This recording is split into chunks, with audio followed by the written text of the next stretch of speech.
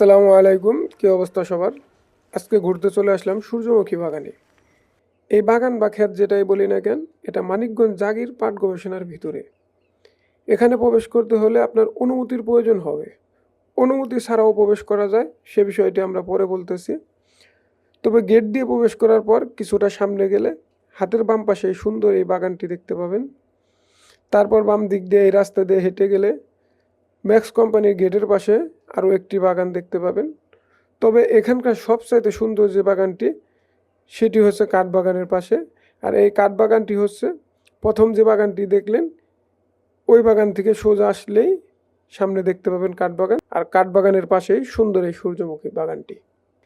এবার আসি অনুমতি ছাড়া কিভাবে প্রবেশ করবেন। ইতিমধ্যে জানতে পারছেন এখানে 3টি বাগান আছে।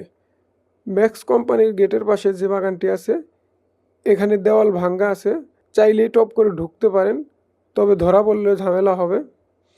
তাই আমি বলবো, যদি এ বাগানে ঘুরতে আসেন অবশ্যই অনুমতি নিয়ে প্রবেশ করবেন। ধন্যবাদ।